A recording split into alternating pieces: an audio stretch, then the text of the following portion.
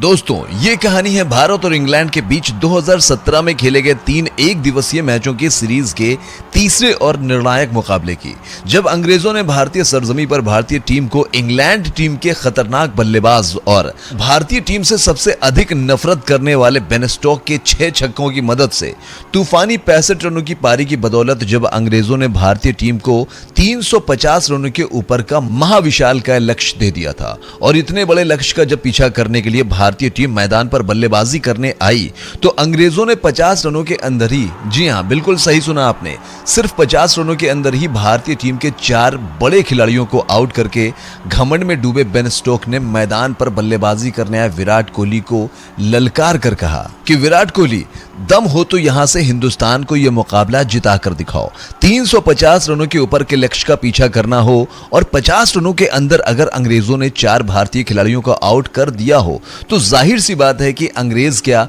कोई भी टीम घमंड में डूब जाएगी। लेकिन नहीं, अंग्रेजों ने उस फाइनल मुकाबले में उस दिन सब कुछ सही किया। सबसे पहले तो अंग्रेजों ने भारतीय गेंदबाजों की धज्जियां उड़ाते हुए भारतीय टीम के सामने 350 रनों के ऊपर का लक्ष्य दिया। उसके बाद जबरदस्त गेंदबाजी करते हुए भारतीय टीम के 4 खिलाड़ियों को पवेलियन का रास्ता दिखा दिया था और वो इस मुकाबले को 100% यहां से जीत भी जाते। लेकिन सब कुछ सही करने के बाद अंग्रेजों ने बस एक जगह गलती कर दी और वो गलती थी भारतीय टीम के बब्बर शेर और क्रिकेट की दुनिया के किंग विराट कोहली को ताना मारकर छेड़ना। और अंग्रेजों के इस ताने ने 100% हार चुकी भारतीय टीम की तरफ से बल्लेबाजी करने आए विराट कोहली के अंदर एक ऐसा खूंखार बब्बर शेर जगा दिया, जो जागने के बाद अहंकार में डूबे बेन स्टोक्स और अंग्रेज खिलाड़ियों और अंग्रेज गेंदबाजों के अहंकार के चीथड़े उड़ाकर विराट कोहली ने उस दिन अंग्रेजों के खिलाफ खेली एक ऐसी पारी जो आज तक क्रिकेट के इतिहास में न किसी ने खेली थी और न ही संभवतः आगे खेली जाएगी।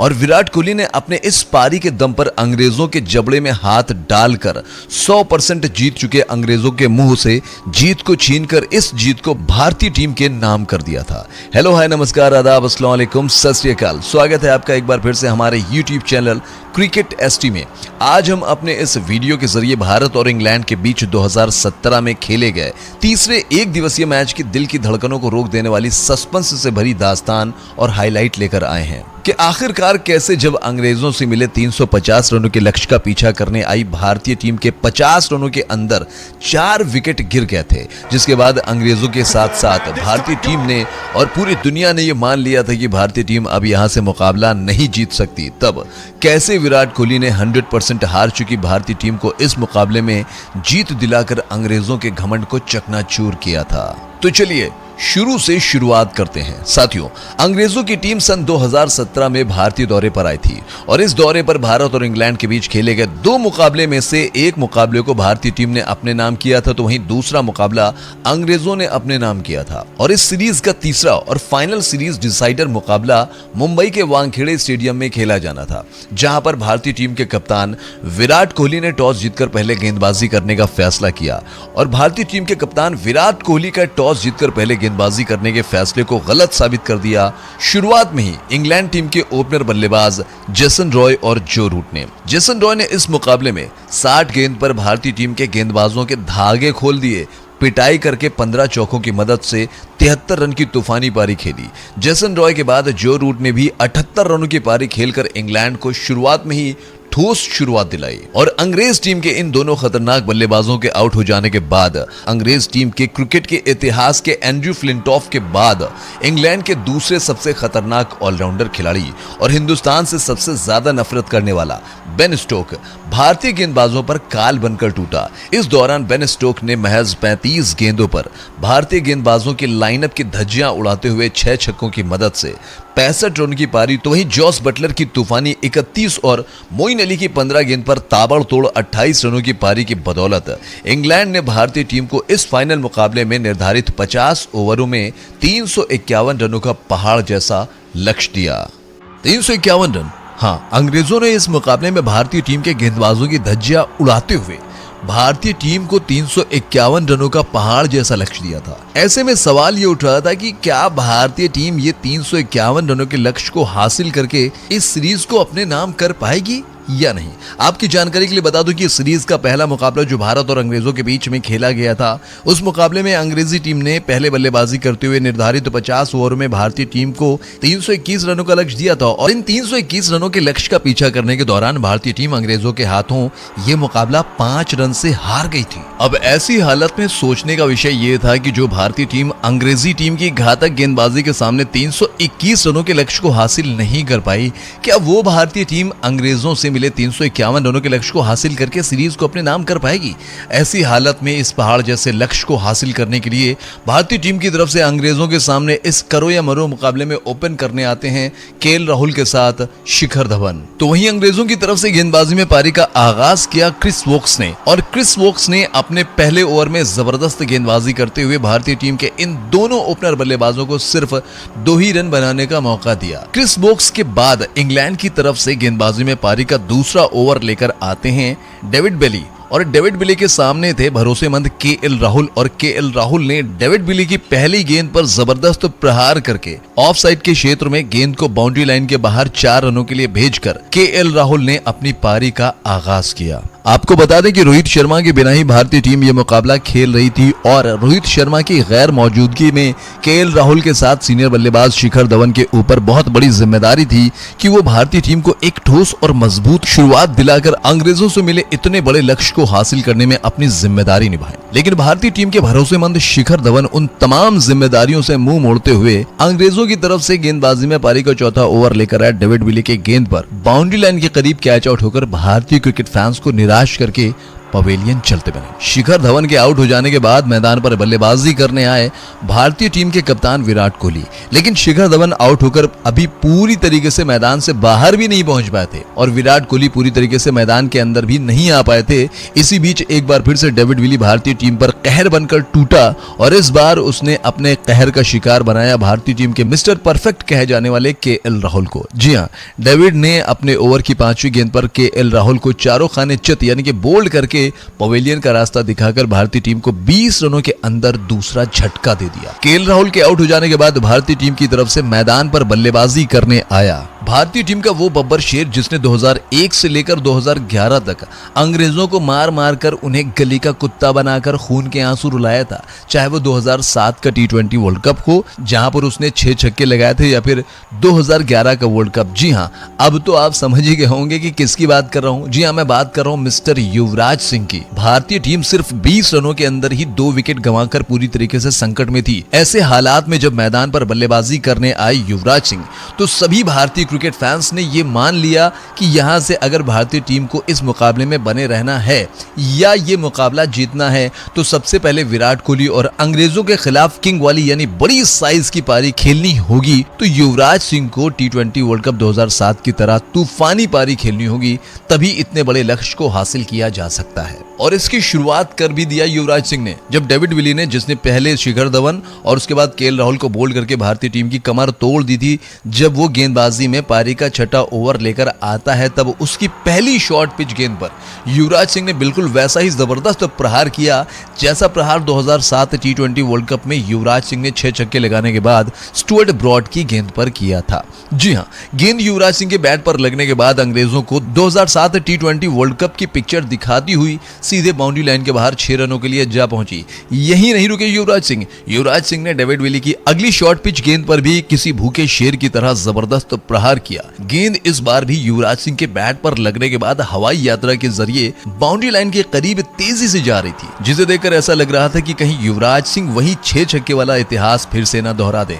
लेकिन गेंद बाउंड्री लाइन से चंद कदम पहले गिरकर 4 रनों के लिए जा पहुंची। युवराज सिंह का 10 सालों के बाद ये रौद्र रूप देखकर अंग्रेजों में हाहाकार सी मच गई। सबको आज वही पुराना युवराज सिंह नजर आने लगा और युवराज सिंह जिस खौफनाक अंदाज में अंग्रेजों को ठोकना प्रारंभ कर चुके थे, उसे देखकर ऐसा लग रहा था कि अगर आज युवराज सिंह 30 से 40 गेंद खेल गए तो 351 क्या अंग्रेजों ने अगर 400 रन का भी लक्ष्य दिया होता तो भी बड़े आसानी से हासिल हो सकता था। लेकिन नहीं, ऐसा कुछ हुआ नहीं। इंग्लैंड की तरफ से गेंदबाजी में पारी का 8वां ओवर लेकर आया बेन स्टोक और बेन स्टोक ने जब अपने ओवर की पहली गेंद डाली तो गेंद टप्पा खाने के बाद लेग स्टंप के बाहर वाइड जा रही थी, जिस पर युवराज सिंह ने अपना बल्ला चला दिया और ये गेंद जो बाउंड्री लाइन के बाहर भेजने लायक थी, वो गेंद युवराज सिंह के बैट का बाहरी किनारा लेते हुए सीधे विकेट कीपर जॉस बटलर के हाथों में जा समाई। इस तरीके से बैक टू बैक 2 बाउंड्री लगाकर भारतीय क्रिकेट फैंस की उम्मीद जगाकर और फिर उसके बाद उन उम्मीदों को अपने हाथों ही तबाह और बर्बाद करके युवराज सिंह टूटे मन से मैदान से बाहर चले गए। भारतीय टीम का स्कोर 40 से 45 रनों के करीब था। युवराज सिंह ने आउट होने से पहले 15 रनों की पारी खेलकर मैदान से बाहर गए। युवराज सिंह के आउट हो जाने के बाद भारतीय टीम की तरफ से मैदान पर बल्लेबाजी करने आए महेंद्र सिंह धोनी। भारतीय टीम 40 से 45 रनों के बीच 3 बड़े विकेट गंवाकर अब पूरी तरीके से संकट में घिर चुकी थी। ऐसे हालात में मैदान पर बल्लेबाजी करने आए महेंद्र सिंह धोनी भारतीय टीम की आखिरी उम्मीद। भारतीय क्रिकेट फैंस को महेंद्र सिंह धोनी से बहुत सारी उम्मीदें थीं, लेकिन उन उम्मीदों पर महेंद्र सिंह धोनी ने भी केएल राहुल, शिखर धवन और युवराज सिंह की तरह पानी फेर दिया।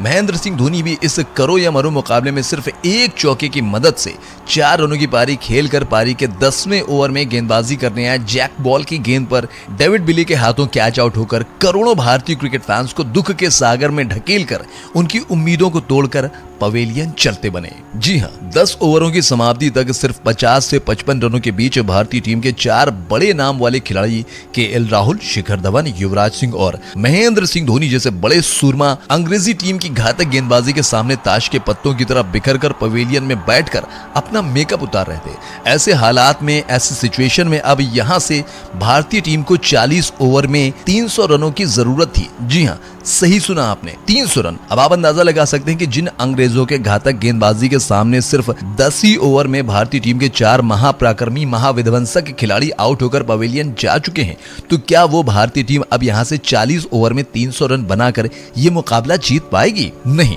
बिल्कुल नहीं। बस यही सोचकर अब भारतीय क्रिकेट फैंस भी मुंबई के इस क्रिकेट स्टेडियम में धीरे धीरे करके अपने घरों की तरफ ये सोचकर निकलने लगी कि यहां बैठकर टाइम बर्बाद करने से क्या मतलब है, जब भारतीय टीम ये मुकाबला हार ही जाएगी। लेकिन कहीं मत जाइएगा मेरे दोस्तों, क्योंकि पिक्चर अभी बाकी है। इस मैच का असली रोमांच अभी बाकी है क्रिकेट के इतिहास का। महेंद्र सिंह धोनी के आउट हो जाने के बाद मैदान पर बल्लेबाजी करने आए केदार जाधव के बल्ले से इतिहास लिखना अभी बाकी है। एक ऐसा इतिहास, एक ऐसी पारी विराट कोहली और केदार जाधव के बल्ले से आनी बाकी थी। इस मुकाबले में जिस पारी की कल्पना ना तो 50 रनों के अंदर 4 भारतीय खिलाड़ियों को आउट करने वाले अंग्रेजों ने किया था, और न ही भारतीय टीम की हार मानकर मैदान से बाहर जा रहे भारतीय क्रिकेट फैंस ने किया था। अंग्रेज खिलाड़ी और अंग्रेज टीम के गेंदबाज 4 भारतीय खिलाड़ियों को आउट करने के अहंकार में अब पूरी तरीके से डूब चुके थे, और इस अहंकार के चलते वो अब मैदान पर विराट कोहली को आंखें दिखाकर विराट कोहली को चैलेंज करने लगे कि विराट, हम लोगों ने सुना है कि तुम्हें क्रिकेट का किंग कहा जाता है,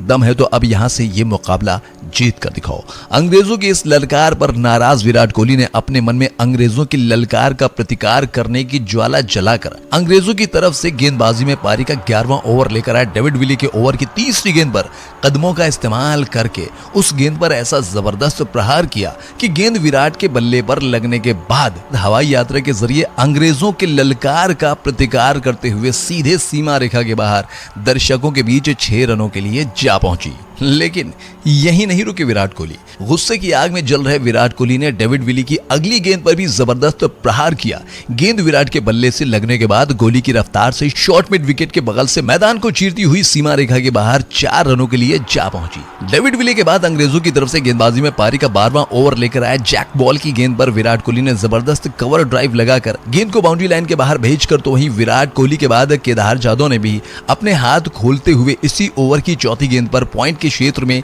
जबरदस्त प्रहार करके गेंद को बाउंड्री लाइन के बाहर 4 रनों के लिए भेजकर विराट कोहली और केदार जाधव ने इस ओवर से कुल 10 रन ठोककर अंग्रेजों के खिलाफ क्रिकेट की इस जंग में मोर्चा खोल दिया। अंग्रेजों के खेमे से गेंदबाजी में पारी का 14वां ओवर लेकर आया घमंड में डूबा बेन स्टोक, और बेन स्टोक के सामने थे केदार जाधव, और केदार जाधव ने बेन स्टोक के ओवर की दूसरी गेंद को ऑफ साइड के क्षेत्र में खेलकर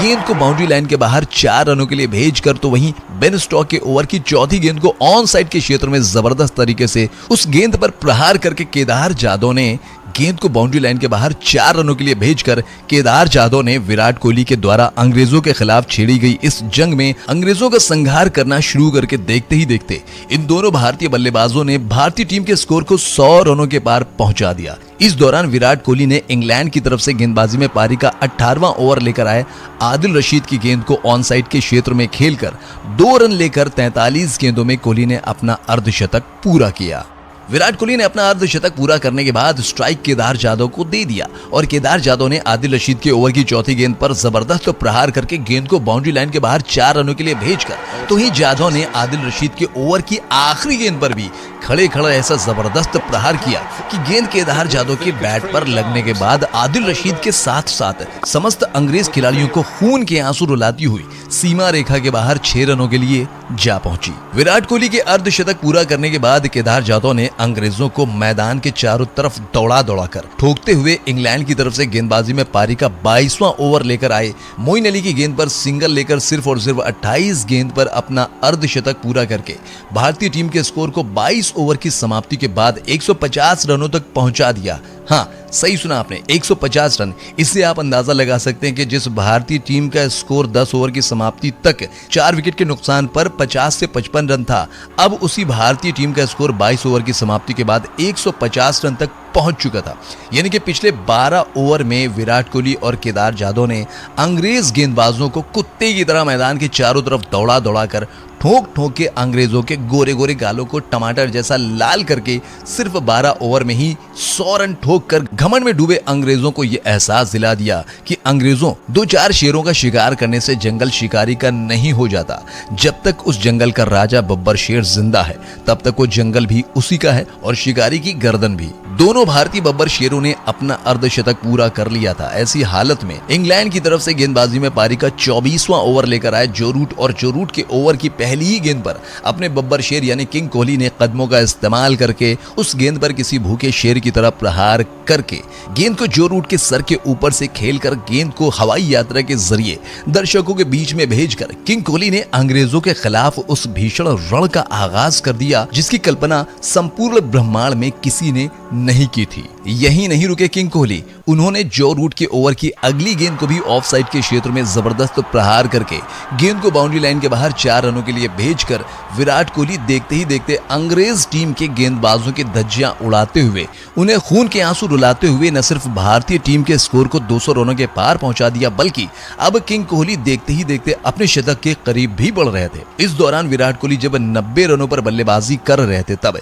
इंग्लैंड की तरफ से गेंदबाजी में पारी का 32वां ओवर लेकर आया क्रिस वोक्स और क्रिस वोक्स के ओवर की पहली गेंद पर विराट कोहली ने चौका लगाकर विराट कोहली ने अंग्रेजों की धड़कनों को तेज कर दिया। अब यहां से विराट कोहली को अपना शतक पूरा करने के लिए 6 रनों की जरूरत थी। ऐसी हालत में जब क्रिस वोक्स ने अपने ओवर की दूसरी गेंद डाली तो उस गेंद पर विराट कोहली ने कदमों का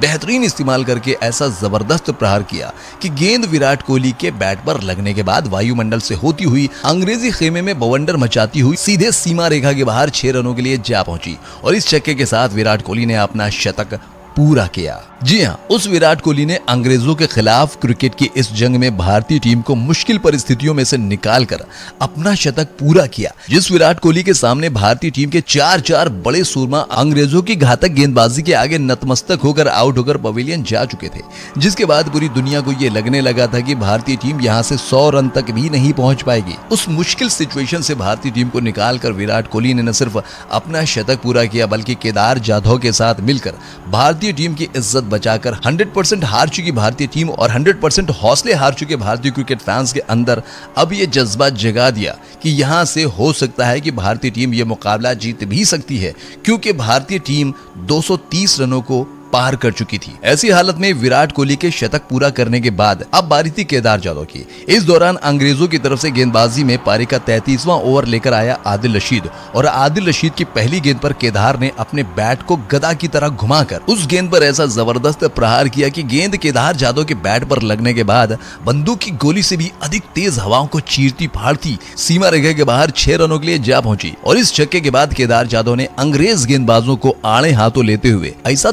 दौड़ा कर मारा कि अंग्रेज फील्डर केदार जाधव के बल्ले से निकलने वाले शॉट को रोकने के लिए कभी बाउंड्री लाइन के इधर गिरते तो कभी उधर गिरते, कभी इधर भागते तो कभी उधर भागते गेंद को रोकने के लिए। इस दौरान देखते देखते केदार जाधव 64 गेंदों पर 96 रनों पर पहुंच गए। इस दौरान इंग्लैंड की तरफ से गेंदबाजी लेकर आए पारी के 36वें ओवर में क्रिस वॉक्स की गेंद पर केदार जाधव ने थर्ड मैन के क्षेत्र में खेलकर गेंद को बाउंड्री लाइन के बाहर 4 रनों के लिए भेजकर सिर्फ और सिर्फ 65 गेंद में अपना शतक पूरा करके विराट कोहली के साथ मिलकर 200 रनों के ऊपर की साझेदारी करके अंग्रेजों को खून के आंसू रुलाते हुए भारतीय क्रिकेट फैंस के दिलों में जीत की उम्मीद जगा दी।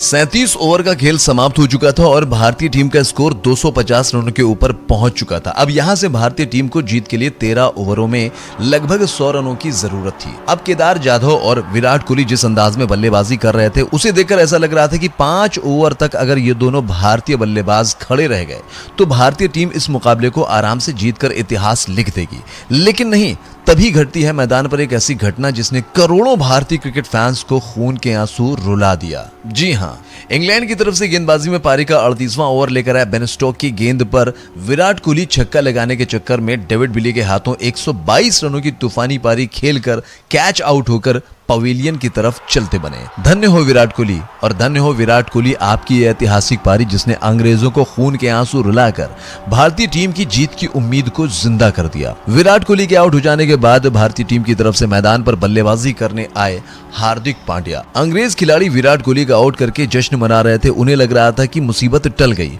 और अब वो इस मुकाबले में वापसी कर ले जाएंगे, लेकिन नहीं, उन्हें इस बात का तनिक भी एहसास नहीं था कि आगे उनके साथ क्या होने वाला है। ऐसी हालत में जब बेन स्टोक्स ने अपने ओवर की चौथी गेंद डाली तब स्ट्राइक पर थे शतकवीर केदार जाधव और केदार जाधव ने उस गेंद पर कदमों का इस्तेमाल करके उस पर ऐसा जबरदस्त प्रहार किया कि गेंद बैट पर लगने के बाद बेन स्टोक्स से विराट कोहली के विकेट का प्रतिशोध लेती हुई सीधे बाउंड्री लाइन के बाहर 6 रनों के लिए जा पहुंची। यही नहीं रुके केदार जाधव, उन्होंने बेन स्टोक्स की अगली गेंद पर भी कदमों का इस्तेमाल करके उस गेंद पर जबरदस्त प्रहार करके गेंद को बाउंड्री लाइन के बाहर 6 रनों के लिए भेजकर केदार जाधव विराट कोहली के द्वारा अंग्रेजों के खिलाफ छेड़ी गई इस जंग में विराट कोहली के आउट हो जाने के बाद इस जंग की कमान अपने हाथों में लेते हुए बेन स्टोक्स पर कहर बरसाना शुरू कर दिया। केदार जाधव लगातार 2 गेंदों पर लगातार 2 सिक्स लगा चुके थे। केदार जाधव ऐसी हालत में बेन स्टोक्स ने जब अपने ओवर की आखिरी गेंद डाली तो उस गेंद पर भी केदार जाधव ने जबरदस्त प्रहार करके गेंद को बाउंड्री लाइन के बाहर 4 रनों के लिए भेजकर केदार जाधव ने विराट कोहली को आउट करने वाले बेन स्टोक्स के चेहरे पर जो अहंकार और जो खुशी आई थी उसे छीन लिया। केदार जाधव के हाथ से जिस तरीके से कुट रहा था बेन स्टोक्स, लाचार आंखों से केदार जाधव को देख रहा था, मानो उसकी लाचार आंखें केदार जाधव से ये कह रही हूं, अबे कितना मारेगा बे। केदार जाधव की तूफानी बल्लेबाजी के चलते भारतीय टीम का स्कोर अब 290 रनों को पार कर चुका था। ऐसी हालत में इंग्लैंड की तरफ से गेंदबाजी में पारी का 41वां ओवर लेकर आए जैक बॉल और जैक बॉल की गेंद पर एक और छक्का लगाने के प्रयास के चक्कर में केदार जाधव बाउंड्री लाइन के करीब बेन स्टोक्स के हाथों में कैच आउट हो जाते हैं और ये अंग्रेजों के लिए सबसे बड़ी सफलता थी क्योंकि केदार जाधव ने इस मुकाबले में सिर्फ 75 गेंदों पर 12 चौकों और 6 गगनचुंबी छक्कों की मदद से 120 रनों की अंग्रेजों की धागे खोल देने वाली पारी खेली थी। और अब इस मुकाबले में एक बार फिर से बाजी अंग्रेजों के हाथ में जा चुकी थी क्योंकि अब यहां से भारतीय टीम को जीत के लिए 60 रनों की जरूरत थी और भारतीय टीम के 6 खिलाड़ी आउट होकर पवेलियन जा चुके थे। और अब हार्दिक पांड्या को छोड़कर बाकी जितने भी भारतीय टीम के बल्लेबाजों को बल्लेबाजी करने आना था वो सब के सब काम चलाऊ बल्लेबाज थे। यानी अगर हार्दिक पांड्या यहां से आउट हुए तो विराट कोहली और केदार जाधव की ऐतिहासिक पारी पर पानी फिर सकता था। ऐसी हालत में केदार जाधव के आउट हो जाने के बाद भारतीय टीम की तरफ से मैदान पर बल्लेबाजी करने आए रविंद्र जडेजा। अंग्रेज गेंदबाज पहले विराट कोहली उसके बाद केदार जाधव को आउट करके अब पूरी तरीके से लय में आ चुके थे। उन्हें बस किसी भी कीमत पर विकेट की तलाश थी। ऐसी हालत में अंग्रेजों ने रविंद्र जडेजा और हार्दिक पांड्या पर अपनी खतरनाक गेंदबाजी से आक्रमण करना शुरू कर दिया और अंग्रेजों के इस घातक प्रहार पर रविंद्र जडेजा और हार्दिक पांड्या ने अपने विकेट को संभाल कर भारतीय पारी को आगे बढ़ाना प्रारंभ करके भारतीय टीम के स्कोर को 300 रनों के पार पहुंचा दिया। एक तरफ अंग्रेजों की घातक गेंदबाजी तो वहीं दूसरी तरफ रविंद्र जडेजा और हार्दिक पांड्या जिस तरीके से अंग्रेजों की घातक गेंदबाजी पर डटकर खड़े थे, उसे देखकर ऐसा लग रहा था कि जैसे ये कोई मुकाबला नहीं बल्कि जंग चल रही हो और इस जंग में दोनों टीमों के खिलाड़ी एक दूसरे को मरने और मारने पर उतारू थे। ऐसी हालत में जब रविंद्र जडेजा और हार्दिक पांड्या में साझेदारी पनप रही थी, तब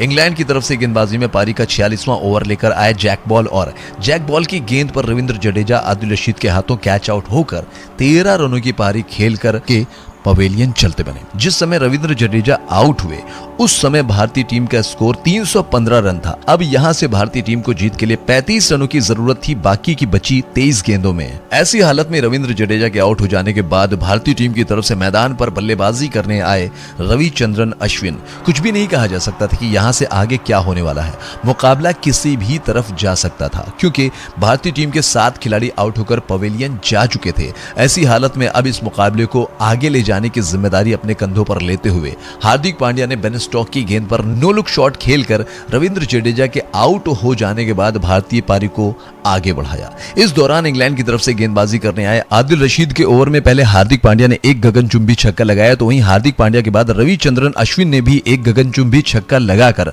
भारतीय टीम के स्कोर को तेजी से आगे बढ़ाते हुए इन दोनों बल्लेबाजों ने बिना कोई विकेट गंवाए ही भारतीय टीम को 49 ओवर में ही जीत दिला दी। इस दौरान हार्दिक पांड्या ने 37 गेंद पर 40 रनों की पारी, तो वहीं रविचंद्रन अश्विन ने 10 गेंदों पर 15 रनों की पारी खेली। हाँ, भारतीय टीम इस मुकाबले में 351 रनों के लक्ष्य का पीछा करने के दौरान 356 रन बनाकर अंग्रेजों से मुकाबला जीत गई। जो भारतीय टीम का स्कोर 10 ओवर की समाप्ति के बाद 50 से 55 रनों के बीच में अपने 4 बड़े खिलाड़ियों को गंवा चुकी थी, जिसके बाद पूरी दुनिया ने मान लिया था कि भारतीय टीम इस मुकाबले में 100 रन भी बना ना पाएगी। लेकिन नहीं, विराट कोहली के 123 रनों की पारी तो वहीं केदार जाधव की 120 रनों की तूफानी पारी ने इतिहास रचते हुए पूरी दुनिया को हैरान करते हुए छठे विकेट के लिए 200 रनों के ऊपर की साझेदारी करके इन दोनों भारतीय बब्बर शेरों ने भारतीय टीम को ऐतिहासिक मुकाबले में जीत दिलाई। साथियों, आप इस मुकाबले में भारतीय टीम की जीत का असली हीरो किसे मानते हैं, विराट कोहली को या फिर केदार जाधव को? अपनी कीमती राय देना मत भूलिएगा